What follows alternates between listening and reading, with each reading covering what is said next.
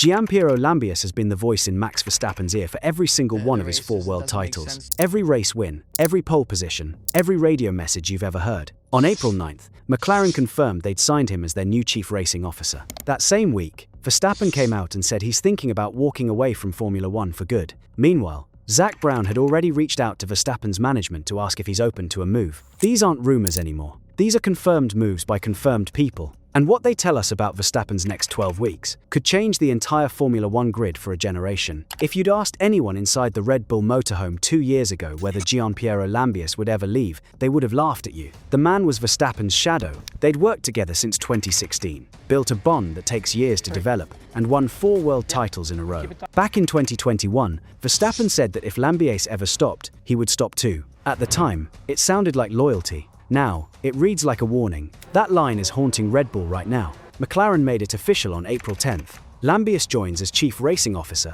a management role backing up team principal Andrea Stella, not a race engineer spot. His Red Bull contract runs through the end of 2027, so his McLaren start date is listed as no later than 2028. An earlier release could be worked out for a transfer fee, and given how hard McLaren has chased Red Bull staff over the past 18 months, paying to speed things up would shock no one. Zak Brown has been playing this game with the patience of someone who knows the cards are falling his way, and the timing of what came next was almost too perfect. Within days of the Lambiase news, it became clear that the Verstappen family knew about the move well in advance. Jos Verstappen, Max's father, actually pushed Lambiase to take the job. Grab this chance with both hands. That looks like a family already eyeing the exit. Red Bull Racing in 2026 is a completely different team from the one Max Verstappen signed his deal with in early 2022. The list of departures reads like someone taking apart a title-winning team, piece by piece. Adrian Newey, the most successful car designer in Formula One history, left for Aston Martin in 2024. He was the backbone of everything Red Bull built. His exit alone would have been a crisis. It was just the start. Christian Horner,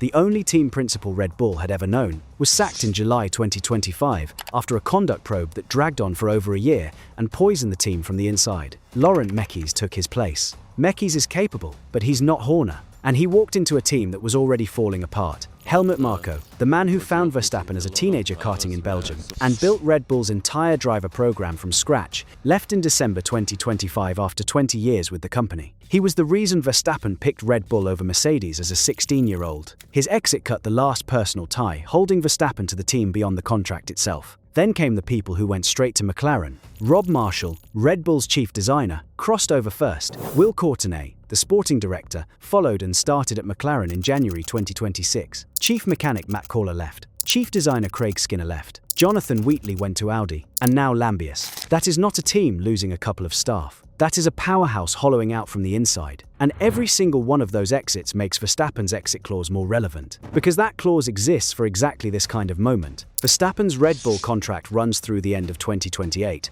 His base pay sits at roughly $65 to $70 million per year, making him the highest paid driver on the grid by a wide gap. With bonuses and personal sponsorships, his total earnings in 2026 could hit $115 million. The contract also holds a performance exit clause. If Verstappen is not in the top 2 of the Drivers' Championship by the summer break, which falls after the Hungarian Grand Prix on July 26th, he can end the deal on his own. No buyout, no payout owed, he just walks. Verstappen pushed hard for this clause when he signed the extension. He wanted a way out if the car wasn't fast enough. At the time, it felt like a safety net. Now, it looks like the most important line in any contract in Formula One history. Look at where he is after 3 races: Australia, China, Japan. Max Verstappen, 4-time world champion, is sitting 9th in the standings with 12 points. Red Bull is 6th in the Constructors' Championship with 17 points. The RB22 is the team's slowest car since 2015, nearly a full second off the pace in qualifying, and the rest of the field has moved on without them. Mercedes has taken back control under the 2026 rules. Their rookie Kimi Antonelli has won 2 of the first 3 races and leads the championship by a wide margin. Ferrari is clearly the second best team on the grid. McLaren sits 3rd with 46 points, fast but still half a second to a full second behind the works Mercedes team. Red Bull, meanwhile, is fighting Alpine and Haas. Alpine and Haas, a team that won 4 straight constructors' titles, is now scrapping for points with midfield outfits. They don't even have the budget to fix the RB22's core problems without giving up work on their 2027 car. They're stuck. Verstappen is 60 points behind championship leader Antonelli after just 3 races. Unless something wild happens, that clause is almost certain to kick in. And once it kicks in, Verstappen becomes the most prized free agent in the history of Formula One. This choice looked small at the time. It wasn't, because the exit clause isn't even the scariest part for Red Bull. The scariest part is Verstappen's mood. After the Japanese Grand Prix on March 29th, Verstappen made comments that sent shockwaves through the sport. He questioned whether racing is even worth it anymore, whether he'd rather be at home with his family. He's called the 2026 cars Formula E, on steroids and anti-racing. This isn't a bargaining chip. Verstappen doesn't bluff. The 2026 rules changed what a Formula One car is at its core. The new power unit split energy roughly half and half between the fuel engine and the electric motor. Moving front and rear wing parts arrived for the first time. The cars are heavier than ever, and the racing itself feels different from what the drivers signed up for. Verstappen races because he loves driving fast cars on the limit. If the cars don't thrill him, the money doesn't matter. And right now, they clearly don't thrill him. In early April, Verstappen made it clear that his interest in staying is truly wavering. The most likely outcome isn't walking away from Formula One for good, but taking a break, a year or two off to recharge, with the door open for a return.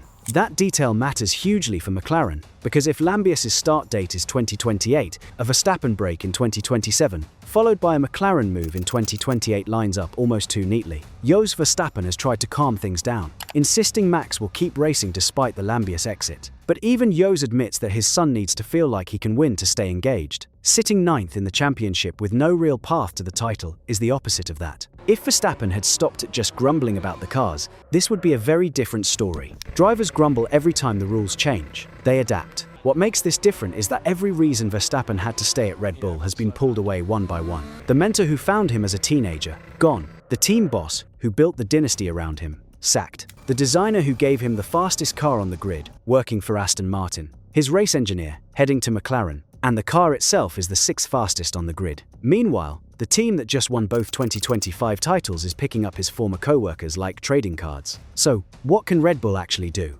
They could offer more money, but Verstappen already earns more than any driver in history, and money has never been what drives him. They could try to speed up the RB22's growth, but they don't have the budget to fix this year's car without eating into their 2027 plans. That's a brutal spot. Fix the car now and fall further behind next year, or accept 2026 is a lost cause and hope Verstappen sticks around long enough to see the 2027 car. They could try the feelings card, remind him of the 4 titles, the records, the legacy. Find a new race engineer who clicks the way Lambiase did. None of it solves the real problem, which is that the team Verstappen believed in when he signed that extension in 2022 no longer exists. It's not a staffing gap. It's a full-blown identity crisis. The most important thing for keeping him around is that he can win again soon. Not down the road, not next year, soon. And Red Bull's current path doesn't offer soon, which brings us to what Zak Brown is actually doing. McLaren's boss reached out to Raymond Vermeulen, Verstappen's manager, in early 2025 to ask if he's open to a move. The call happened. It ended fast once the price of buying Verstappen out of his Red Bull deal became clear. That happened when the contract still held tight. Before Red Bull's 2026 car turned out to be a mess, the math is completely different now. Think about this from Brown's point of view.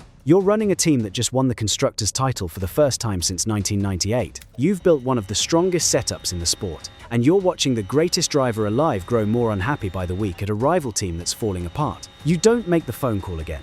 Not yet. Instead, you hire his race engineer. You hire his chief designer. You hire his sporting director. You build the world he'd want to walk into, and you make sure he knows it's there. You wait for the exit clause to kick in. And then, when the moment is right, you pick up the phone a second time. Only this time, the talk goes very differently. Brown has basically told anyone who will listen to stay tuned for another chapter in the Verstappen saga. Classic Brown. Just enough to keep the story alive, not enough to lock himself in. Meanwhile, McLaren's 2026 season has started well, if not perfectly. The MCL40 is a fast car, 3rd quickest on the grid, and the team believes it can become a race winner as they develop it through the season. The car has pace. What it needs is time. And if Verstappen were in it, instead of fighting in a 6th-place Red Bull, the talk about the 2026 title fight would look completely different. Now, enter Oscar Piastri. Because any talk about Verstappen joining McLaren means answering one awkward question. Who leaves? McLaren currently has Lando Norris and Oscar Piastri. Norris signed a long-term extension and is deeply woven into the team's culture and brand. In the paddock, Norris is family at McLaren,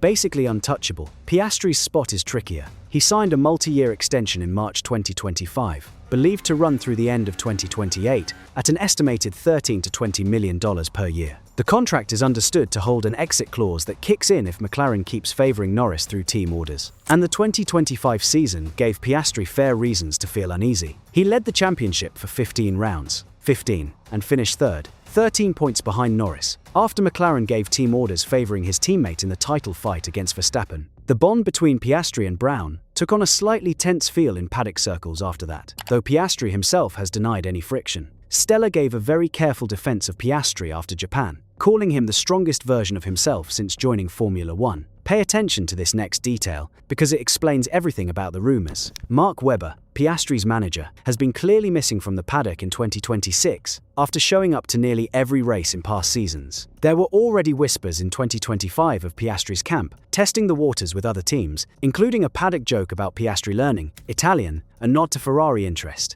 The swap theory has picked up serious steam. The thinking is simple. If Verstappen comes in, Piastri goes to Red Bull. A straight driver swap. That theory is paddock talk, not confirmed reality. There's no sign from inside either team that anything close to real talks is happening. If Verstappen does end up at McLaren, Piastri has options. Red Bull would want him as they rebuild. Ferrari has a second seat with Hamilton's time at Maranello running out. Aston Martin with Newey has come up. The wildest outcome is a three-way deal: Verstappen to McLaren, Piastri to Red Bull, and a Red Bull junior like Isaac Hadjar or Liam Lawson dropping down or out the door entirely. None of it is confirmed. It all stays firmly in the land of guesswork. The money side of signing Verstappen is jaw-dropping. On the open market, he could demand the first $100 million per year contract in Formula One history. A 5-year deal at that rate would be $500 million for one driver. McLaren currently pays its two drivers a combined $43 to $50 million.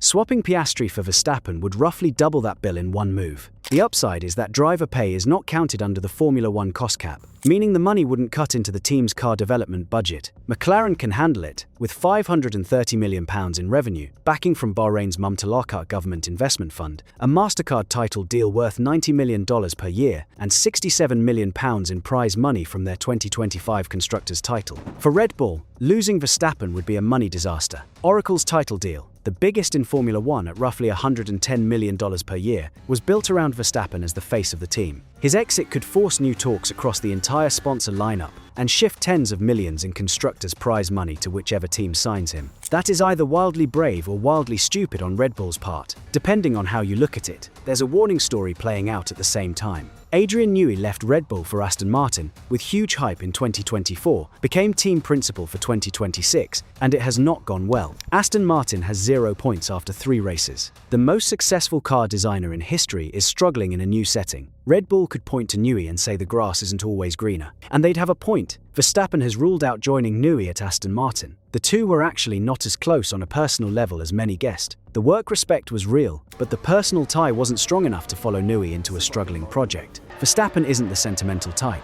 He goes where the speed is. And right now, McLaren's path points sharply up, while Red Bull's points sharply down. Mercedes, the other clear landing spot, may not be the front runner, despite running away with the 2026 season. Antonelli is winning races as a rookie, Russell is locked in long-term, and Toto Wolff has stepped away from the Verstappen talk entirely since the Hamilton exit drama, though the paddock knows Wolff has a habit of changing his mind when top talent opens up. McLaren has done the work Mercedes hasn't. They've built the landing pad. Mercedes hasn't placed a single brick. So let's cut through the noise. The overall feeling across the paddock is that the Lambiase move could be the final nail in the coffin for Red Bull's hopes of keeping Verstappen. The mood within the team is poor and getting worse. Those closest to the Verstappen camp have warned that Lambiase's exit and Verstappen's future are totally separate things. That kind of careful wording usually means the full picture hasn't come into focus yet. There is no real sign that active talks between Verstappen and McLaren for a driving seat are going on. The title of this video promises leaked talks. The honest truth is more layered and, frankly, more gripping. No active talks exist between the two camps. What we have is something bigger. We have a clearly visible game plan being carried out in broad daylight. A 4-time world champion who is truly unhappy, sitting in a car that is the 6th fastest on the grid, watching his closest co-workers leave for a rival team, holding a contract clause that lets him walk away for free in 12 weeks, and openly wondering whether he wants to race at all, and a McLaren team that has quietly put together the setup to make room for him. They have his engineer, they have his designer, they have his sporting director, they have the money, they have the title-winning track record, and they have a boss who has already picked up the phone once. The outcome most insiders think is likeliest goes something like this. The exit clause kicks in after Hungary. Verstappen takes a break from Formula 1 at the end of 2026. McLaren signs him for 2028, when Lambiase is fully in place. Piastri moves to a rival team for 2027, and Verstappen comes back in 2028 to the best car, the best team, and his trusted engineer waiting for him at McLaren. It sounds like a dream. It also fits every single confirmed fact perfectly, and that's what makes this story so gripping. The Hungarian Grand Prix weekend, July 24th through 26th, is the deadline. If Verstappen is still outside the top two in the championship by that Sunday evening, the exit clause kicks in, and given Red Bull's current path, they would need to pick up roughly 50 points on the leaders in 9 races, just to keep that door shut. The 5-week break before the Miami Grand Prix on May 1st gives every side time to set their pieces. Verstappen will face the media for the first time since the Lambiase news dropped. Brown will be asked straight up. Piastri's camp will be watched closely. And Red Bull will have to convince the most winning driver of his era that a team missing its designer, its team boss, its mentor, and now its chief racing officer is still worth staying for. The real question isn't whether Verstappen can leave Red Bull. He almost certainly can. The real question is whether he wants to keep racing at all, and if he does, whether it will be at McLaren in 2027, in 2028, when Lambiase arrives, or somewhere else entirely. The next 12 weeks will give us the answer. And if you want to follow every twist as it happens, subscribe so you don't miss the next breakdown. The silly season hasn't started. It's already here, and it's the biggest one Formula 1 has ever seen.